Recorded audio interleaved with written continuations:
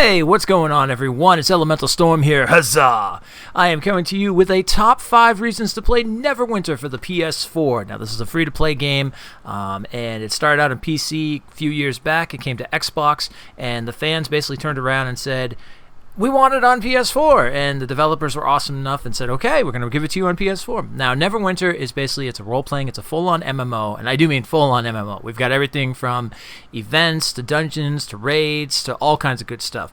But let me tell you more about it. So let's get into it. The top first reason here is going to be monsters. So the monsters in Neverwinter are awesome. If you're a fan of Dungeons & Dragons or fantasy, you're going to find some amazing monsters. Like right here, you can see that we're fighting a big green dragon. This is actually a kind of like not a world event, but it's because the way it's built very much like Baldur's Gate. If you remember Baldur's Gate, you would go from like one area, you could explore, do stuff in that area, go to another area, things like that. It's not like it's not like World of Warcraft or some of the other MMOs where it's like a big open world like ESO. It's not like that. It's more like you load into new areas and stuff like that. But it's good because the areas are very well thought out. They're set up and everything like that. But we're going to get into that next But first, let's talk about the monsters and stuff. We've got a lot of awesome D&D monsters. Beholders, dragons, wights, kobolds, gnolls, orcs, half-orcs, the whole 9 yards, tieflings, devils. They really brought in everything from the monster manual and stuff like that. Gelatinous cube, I ran into one of those. That thing scared the living crap out of me, and things of that nature. So like I said, if you're a D&D fan, this game is definitely going to be for you. So number 2, let's get into it, is going to be the setting. Now the setting itself, it is based in Neverwinter. That is Forgotten Realms or Faerun, and it has everything from the Sword Coast to Neverwinter to I haven't seen anything about Undermount. I haven't seen anything about Waterdeep and stuff like that. It's mostly based around the Neverwinter.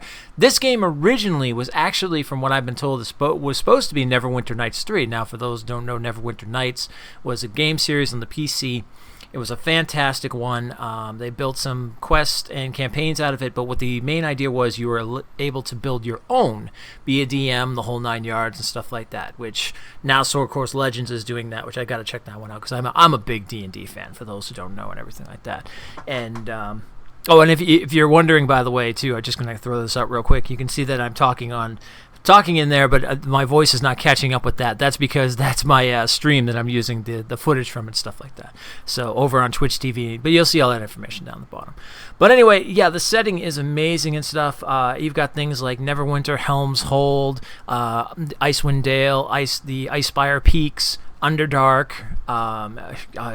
It's really cool because what they did is they've been building on this game for a while, so they've got modules, and the modules basically are based on different events in D&D and stuff, like I said, like Underdark, and yeah, it's really awesome, to say the least. But we'll get into some of the other cool things that's going to happen when we talk about our number 5. But for now, let's go to number 3, which is the Stronghold. Now, the Stronghold is really cool. This was a module, or expansion, if you would, that came out a while back. And what it does, it allows you and your guild, this is only if you have a guild, by the way, you can do this, is you get a full-on Stronghold. Now, in Baldur's Gate 2, they introduced strongholds. Your player character could have a stronghold. You could do quests to build it up and things like that. And that's exactly what they do here.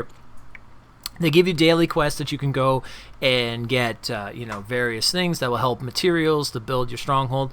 And the more guild members you have, the better basically you can keep working on ranking up your stronghold. Now, right now you can see like rocks and everything in the courtyards and like certain areas busted up and things. But as we keep building up the Storm Knights here, because we're going to be playing this game for a while. I have a big plan for platinuming this game, so I'm playing this pretty much on every stream night that I do. And I'm having a lot of fun with it. And we've already built up, I think we're like 50 plus now in the guild, which is awesome. And that's Jim, the mimic, by the way.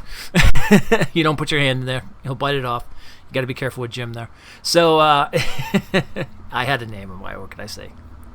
But it's really cool because you can turn around and, like, we've already built ourselves up a lumber yard, which is bringing in materials of wood. You can build up a farm, an inn, the whole 9 yards. Now, on top of that, all around the area, there's encounters. You can actually go with the guild and go fight things. There's some pretty epic encounters. I even ran to Dritz out here. I don't even know what he's doing out here, but Dritz Duorden is out here. So we ended up fighting some devils together. That was really cool. And yeah, so I highly advise if you get into the game, join a guild or make one or whatever the case may be, because the Stronghold is definitely a cool part of the game itself.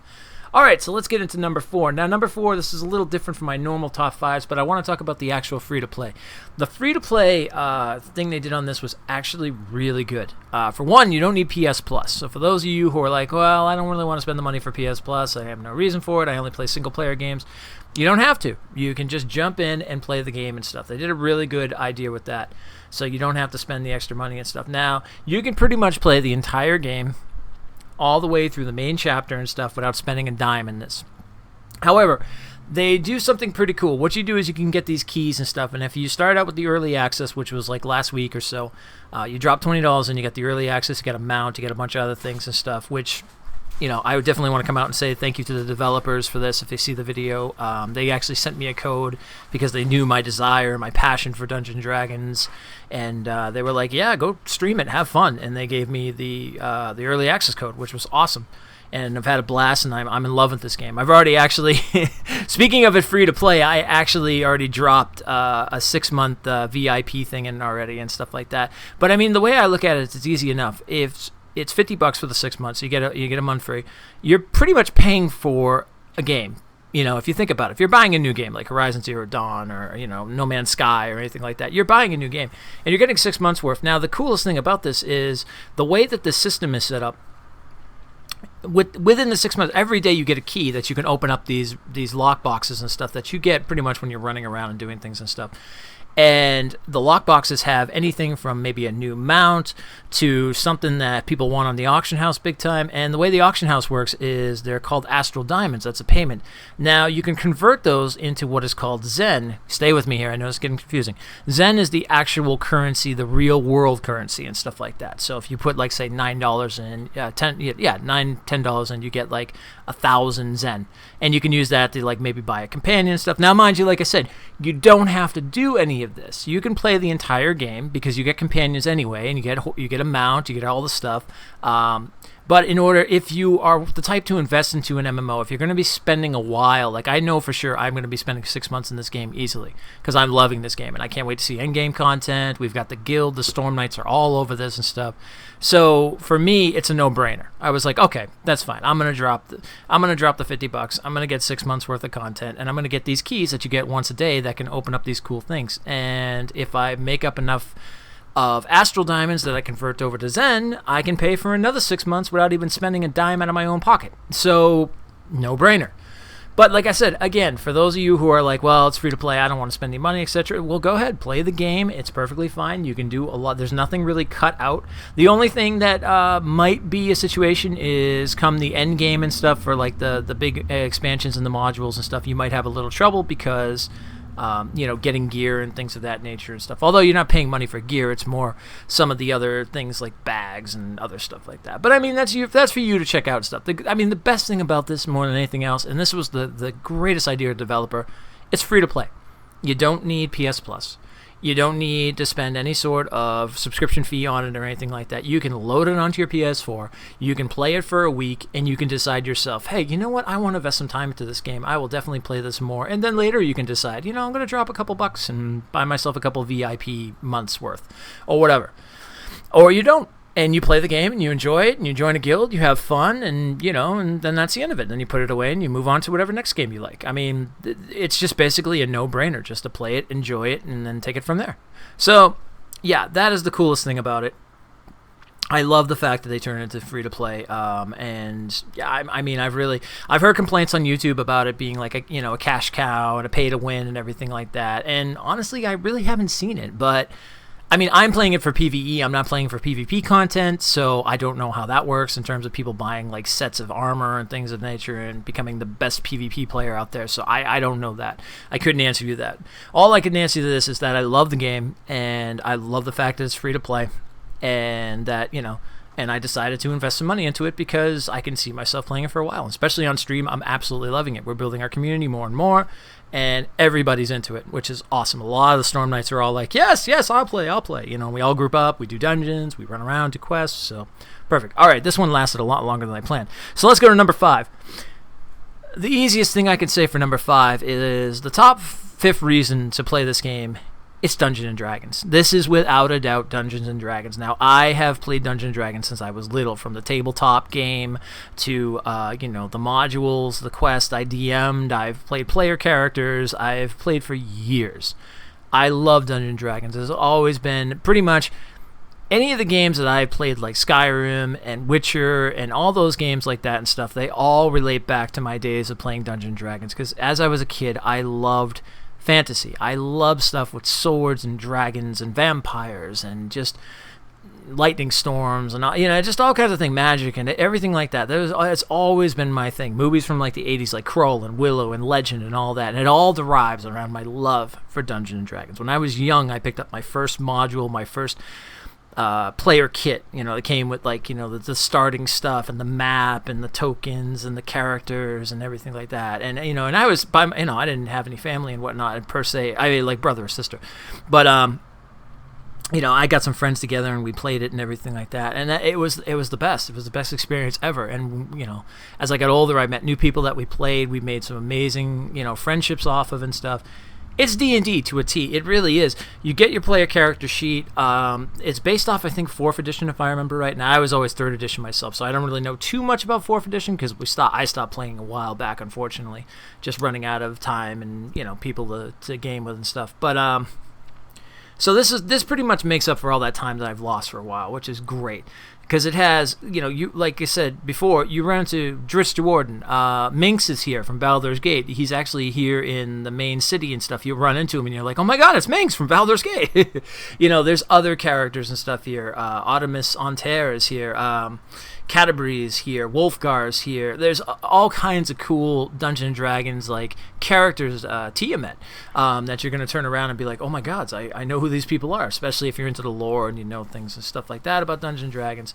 And not to mention, like I said, it uses a full-on system of Dungeons and Dragons too. It's basically Dungeons and Dragons in an MMO.